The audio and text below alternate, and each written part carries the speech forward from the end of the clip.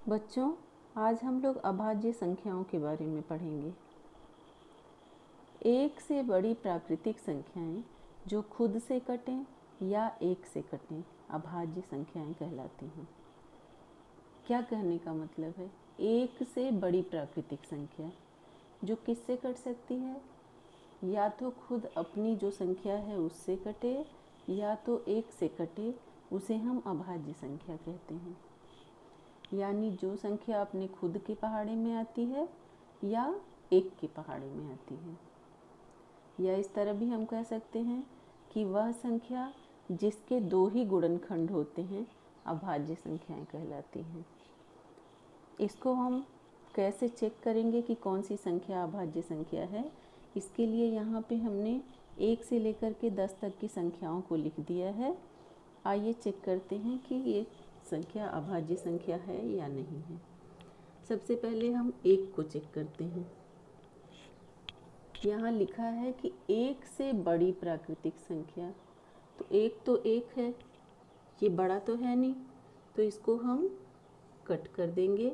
यह हमारी हो जाएगी सह अभाज्य संख्या।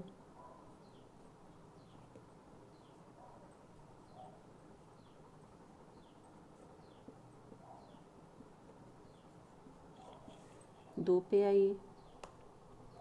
2 1 के पहाड़े में आता है और 2 के पहाड़े में आता है, यानी 2 1 से भी कट सकता है और 2 से भी कट सकता है। तो 1 से बड़ी प्राकृतिक संख्या जो खुद से कटे या 1 से कटे वो अभाज्य संख्या कहलाती है। तो 2 जो है 1 से भी कट गया और 2 से भी कट गया और इसके 2 ही गुणनखंड हुए, तो ये 2 क्या हो गया? अभाज्य संख्या आपका हो गया। 3 पे आ जाइए। 3 भी देखिए, 3 1 से कटता है और 3 से कटता है और केवल 2 ही इसके भी गुणनखंड हैं, तो 3 भी क्या हो गया आपका? अभाज्य संख्या हो गया। 4 पे आइए। 4 1 से कट रहा है, 2 से भी कट जा रहा है और 4 से भी कट जा रहा है, लेकिन जो परिभाषा कहती है कि 1 से बड़ी प्राकृतिक संख्या जो खुद से कटे या 1 से कटे, यानी ये केवल 2 ही अंकों से कट सकती है, किसी भी तीसरे अंक से नहीं कट सकती, या वह संख्या जिसके केवल 2 गुणनखंड हों। तो 4 में क्या हो रहा है? 1 से भी कट रहा है, 2 से भी कट रहा है और 4 से भी कट रहा है, यानी ये 3 अंकों से कट जा रहा है, 3 अंकों के पहाड़े में आ रहा है, इसलिए यह अभाज्य संख्या नहीं होगा। 5 पर आइए। 5 1 से कट रहा है और 5 से कट रहा है, तो ये क्या हो जाएगा? अभाज्य संख्या हो जाएगा। 6 पर आ जाइए। 6 देखिए 1 से कट जा रहा है, 2 से भी, 2 के भी पहाड़े में आ जा रहा है, 3 के पहाड़े में भी आ जा रहा है और 6 के पहाड़े में भी आता है, यानी 1 छवैयम 6, 2 तियाँ 6, 3 दूना 6 और 6 एकन्नम 6, तो यानी ये 4 इसके गुणनखंड हो रहे हैं। और ये इसमें होना क्या है? केवल 2 गुणनखंड होने हैं और 1 से कटना है और अपने स्वयं जो संख्या है केवल उससे कटना है, तो ये भी हमारा अभाज्य संख्या नहीं होगा। 7 पर आइए।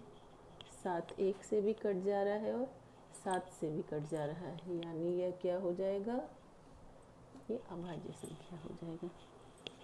8 पे आते हैं हम।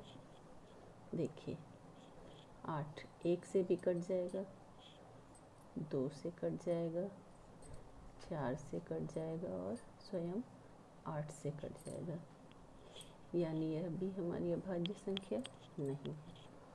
9 पे आइए।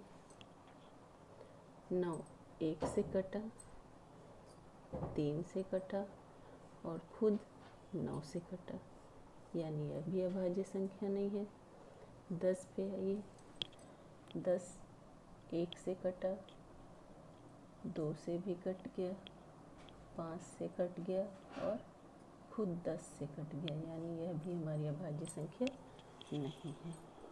तो अब कोई पूछे कि 1 से लेकर के 10 तक के बीच कितनी अभाज्य संख्याएं हैं, तो अब आप बता सकते हैं। देखिए जिसके केवल 2 गुणनखंड हो, 1 2 इसका है, 1 2 1 2 1 2, यानी 2 3 5 और 7। ये हमारे 1 से 10 के बीच में कितनी अभाज्य संख्याएं हो गई? 4। इस तरह से हम आपको समझाए हैं। अगर कोई भी परेशानी आ रही है, नहीं समझ आ रहा है, तो आप हमको फ़ोन करके या मैसेज करके आप हमसे पूछ सकते हैं। और इस तरह से आप जब प्रैक्टिस करेंगे तो कोई भी पूछेगा तो आप उसको बता सकेंगे कि 1 से लेकर के 100 तक के बीच कितनी अभाज्य संख्या होती है, या 21 से लेकर 30 के बीच कितनी होती है। इसकी प्रैक्टिस ज़रूर करिए, फिर हमको बताइए। थैंक यू बेटा।